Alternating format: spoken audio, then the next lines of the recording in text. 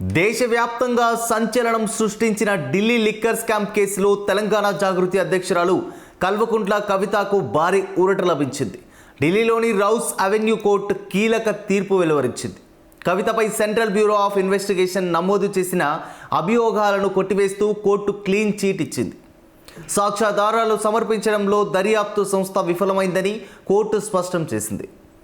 ఢిల్లీ ప్రభుత్వం 2021-22 సంవత్సరానికి అమలు చేసిన ఢిల్లీ ఎక్సైజ్ పాలసీ 2021 చుట్టూ ఈ వివాదం మొదలైంది. మద్యం లైసెన్సుల కేటాయింపులో అక్రమాలు జరిగాయని, కొందరు వ్యాపారవేత్తలకు లాభాలు చేకూర్చేందుకు విధానంలో మార్పులు చేశారని ఆరోపణలు వచ్చాయి. ఈ కేసులో పలువురు రాజకీయ నాయకులు, వ్యాపారవేత్తలు, మధ్యవర్తులపై సిబిఐ అలాగే ఈడీ విచారణలు ప్రారంభించాయి. దర్యాప్తు సమయంలో కవిత పేరు కూడా వినిపించడంతో ఆమెను నిందితురాలుగా చేర్చారు. ఇక సిబిఐ ప్రత్యేక కోర్టు జడ్జి జితేందర్ సింగ్ కీలక ఉత్తర్వులు జారీ చేశారు. కవితపై మోపిన అభియోగాలను సమర్థించే బలమైన సాక్ష్యాలు లేవని కోర్టు పేర్కొంది. కేవలం అనుమానాల ఆధారంగా కేసు కొనసాగించలేమని స్పష్టం చేసింది. కవితతో పాటు ఈ కేసులో ఉన్న మరో 23 మందిపై కూడా అభియోగాలు కొట్టివేసింది.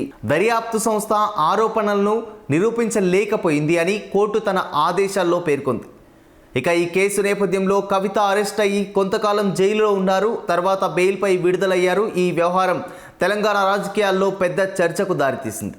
ఇక ఇప్పుడు కోర్టు క్లీన్ చీట్ ఇవ్వడంతో ఆమెకు ఇది భారీ ఊరటగా మారింది. తెలంగాణ జాగృతి శ్రేణులు ఈ తీర్పును స్వాగతించాయి. నిజం గెలిచింది అంటూ స్పందనలు వ్యక్తమవుతున్నాయి. ఈ తీర్పు వెలువడిన వెంటనే వివిధ రాజకీయ పార్టీల నుంచి భిన్నాభిప్రాయాలు వినిపిస్తున్నాయి. కవిత అనుచరులు ఇది రాజకీయ కక్ష సాధింపే అది గతంలో చేసిన ఆరోపణలకు న్యాయం జరిగిందని అంటున్నారు. ప్రతిపక్ష పార్టీలు మాత్రం విచారణ సంస్థపై కోర్టు చేసిన వ్యాఖ్యలను గమనించాల్సిన అవసరం ఉందని అభిప్రాయపడుతున్నారు. దేశ రాజకీయాల్లో కూడా ఈ తీర్పు చర్చాంశనీయంగా మారింది. కోర్టు తన తీర్పులో సాక్ష్యాలు లేవని, దర్యాప్తు లోపాలను ప్రస్తావించడం గమనార్హం. ఇది దర్యాప్తు సంస్థల విధానాలపై కూడా ప్రశ్నలు లేవనెత్తుతోంది. భవిష్యత్తులో ఇలాంటి కేసుల్లో మరింత బలమైన ఆధారాలు సమర్పించాల్సిన అవసరం ఉందని న్యాయ నిపుణులు అభిప్రాయపడుతున్నారు. కోర్టు అభియోగాలు కొట్టివేయడంతో కవితపై ఉన్న సిబిఐ కేసు కూడా ముగిసినట్టే.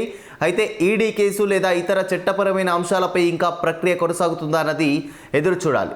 ఇటు రాజకీయంగా చూస్తే ఈ తీర్పు ఆమెకు కొత్త ఉత్సాహాన్ని ఇచ్చే అవకాశం కూడా ఉంది. తెలంగాణలో ఆమె భవిష్యత్ రాజకీయ పాత్రపై ఆసక్తి కూడా పెరిగింది.